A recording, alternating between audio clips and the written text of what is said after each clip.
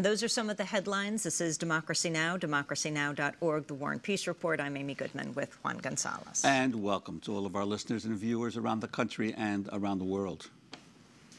A professor at the University of Alaska has lost his federal grant funding for being an outspoken advocate for environmental protection.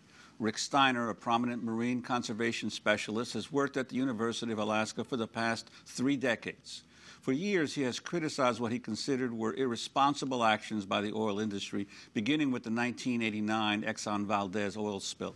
Last week, a university lawyer rejected a claim filed on behalf of Steiner to overturn a decision to pull his $10,000 grant from the National Oceanic and Atmospheric Administration, known as NOAA.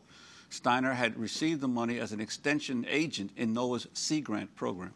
Professor Steiner says university administrators caved under pressure from NOAA to silence his public criticism of an offshore Arctic oil development. In its decision, a university lawyer wrote, if a recipient of grant funding, quote, uses his position and his time to, for example, advocate for or against a particular development project, the funding agency may have a legitimate concern. In addition to pulling the grant funding, the university moved Steiner's office against his wishes into the Maine Marine Advisory Program office. We called both NOAA and the University of Alaska to invite them on the program. They both declined to be on, but they did provide us with statements. Before we go to that, let's go first to the man at the center of the storm, Rick Steiner. He joins us from Anchorage, Alaska. Welcome to Democracy Now!, Professor Steiner. It's good to have you with us. I wanted to start off with this ruling by the Public Employees for Environmental Responsibility, PEER.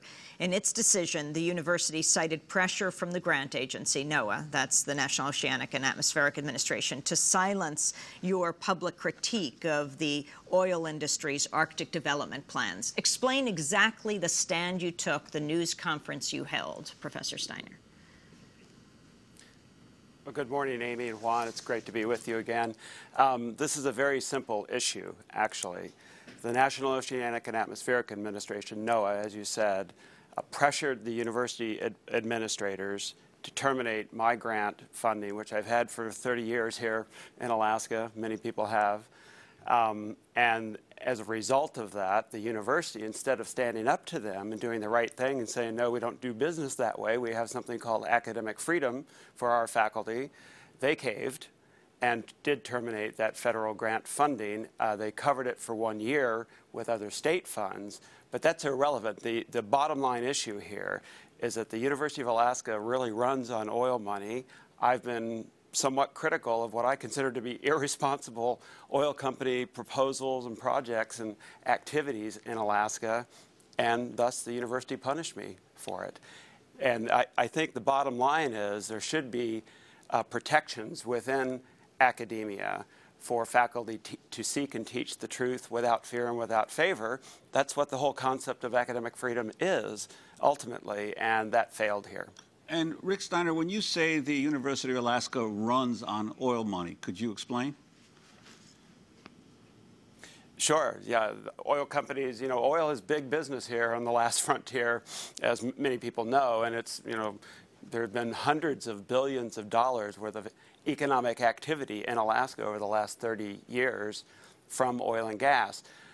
85% of the state budget here is from oil revenues, and the state gives the university $300 to $320 million a year, so at least 85% of that is oil money. In addition to that, oil companies give a lot of direct donations to the university, and $30, $40, $50 million over the past 10 years. Tomorrow morning, they're opening a new science building on the UAA campus here with the name ConocoPhillips Integrated Science Building on it in honor of the tens of millions of dollars that the oil company has given the university. But beyond that, it's this sort of political paradigm in Alaska that everything oil and gas is good, and anyone who criticizes oil and gas is either marginalized or punished, and that's precisely what the university has done here. They know what they've done is wrong, and I think their spin machine is working overtime to try to spin this another way. I read one article that said recently that ConocoPhillips and BP gave about $7 million in new donations to the university to fund doctoral researchers in climate change, as well as about a dozen university professorships.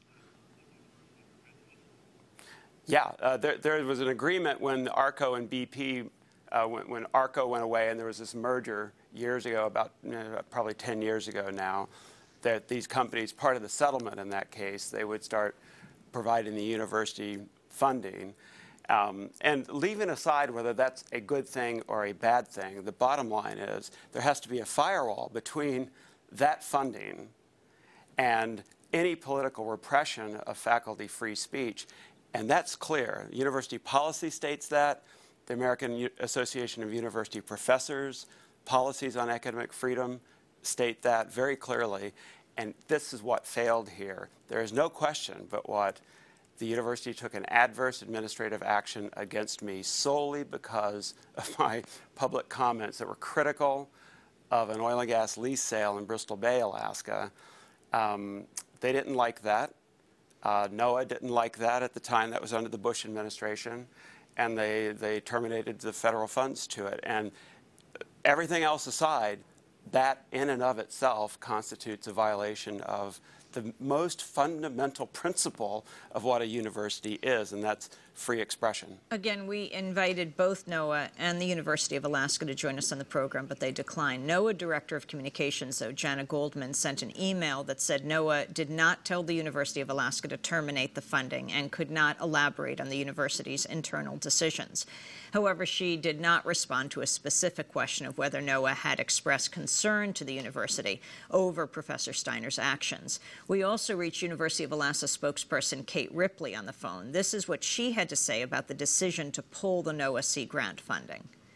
NOAA had expressed some concerns that under the parameters of that grant, which is Sea Grant, that Sea Grant MAP agents, Marine Advisory Program agents, are to be neutral brokers of information. And so NOAA expressed some reservations about whether or not this particular professor was being a neutral broker of information. And so the university, decided, well, in looking, and it's a collaborative process with faculty, looking at workload and what it is you're doing, and it was determined by the grant administrator that it was more appropriate for that 10th month of his contract to be just funded out of university funds. So he saw no reduction in pay. The grant, the funding agency said, hey, this guy doesn't look like he's working within the parameters of the grant. And internally, the university said, well, okay, we'll make up the difference. Professor Steiner, your response, and then tell us about the news conference that you held. Sure. Well, obviously, the university's spin machine is working overtime on this. And I think they know what they did is wrong. And I think there's going to be a very healthy conversation about all this, not just in Alaska, but nationally, about the rights of a grant-making institution and what they can impose as conditions on grants to university faculty throughout the nation. The question is it correct? Is it right that a grant-making institution can impose a gag order along with a grant to a university faculty anywhere in the nation or not? If a federal agency can do that, then why can't Exxon or Shell or BP or Merck or Pfizer? And the answer is, of course, there is no reason. Then you have to ask the question, how does that jive with the university's academic freedom policies, where faculty are supposed to be protected to seek and teach and speak their truth without fear and without fear of reprisal? The university certainly took adverse administrative action against me for speaking my truth. This argument that I was somehow an advocate, well, guilty as charged. Yes, I do advocate. I advocate for environmental sustainability and conservation, and that's where it rubs up against some very strong political forces here in Alaska and probably other places as well. But so do all faculty that get Sea Grant and NOAA funding. They advocate all the time. It's just that their advocacy is very mainstream within the political parameters that are considered acceptable in Alaska, and that's for commercial development of marine resources, for instance. Now, but when you start advocating for conservation, Rick Steiner, the faculty union filed a grievance with the university in terms of what they did to you. What was the response to that grievance? The grievance process has been going on now since March, so half a year, and every level of the way within the internal university administration